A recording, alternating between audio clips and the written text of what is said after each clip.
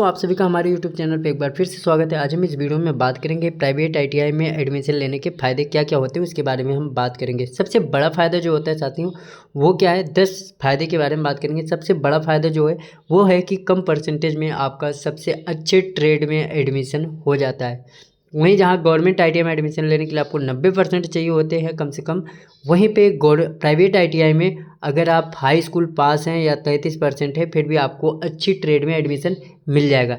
और दूसरा सबसे बड़ा फ़ायदा क्या है साथियों, जिन लोगों को लगता है कि गवर्नमेंट ITI में जो सर्टिफिकेट की वैल्यू सबसे ज़्यादा है, वो आप सभी को बता दें कि प्राइवेट ITI और गवर्नमेंट ITI दोनों सर्टिफिकेट की वैल्यू बराबर होती है। किसी की ना कम होती है ना ज़्यादा होती है, क्योंकि दोनों एक ही जगह से बनाए जाते हैं और दोनों एक ही जगह से जो है मान्यता प्राप्त से साइन होते हैं और दोनों की वैल्यू सेम होती है।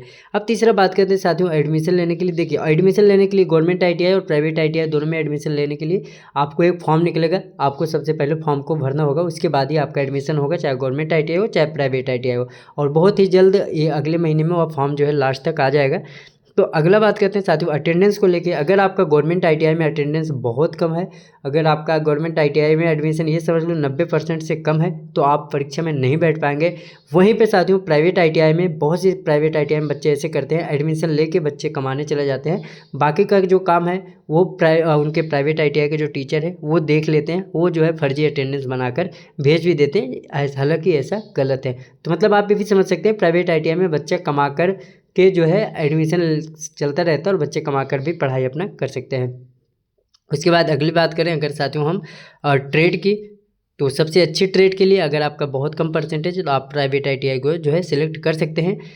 और उसके बाद साथियों परसेंटेज की बात करें साथियों, जहाँ पे गवर्नमेंट ITI में एडमिशन लेने के बाद परसेंटेज जो है 85% तक, बहुत ज़्यादा से ज़्यादा 85 तक जाता है, नहीं तो उससे भी ज़्यादा गया तो 90% तक जाता है, वो भी बहुत ही अच्छे बच्चों का।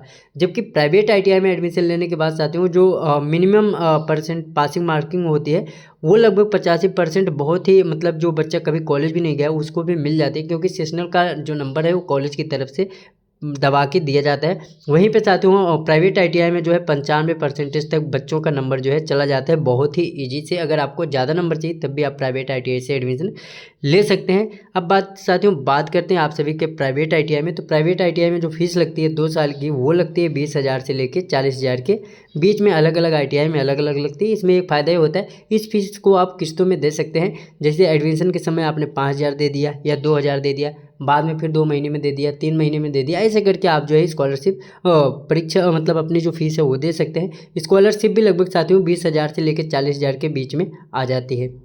तो आई होप आपको ये सारे जो डाउट है, ये सारे जो आपके डाउट थे वो क्लियर हुए होंगे। और भी कोई डाउट है तो आप हमसे पूछ सकते हैं डायरेक्ट। और साथियों प्राइवेट ITI में भी वर्कशॉप होता है, जहाँ पे आपको काम करके ट्रेनिंग दी जाती है, अच्छे से सिखाया जाता है, कटिंग, ड्रिलिंग, वेल्डिंग, ये सारे ऑपरेशन।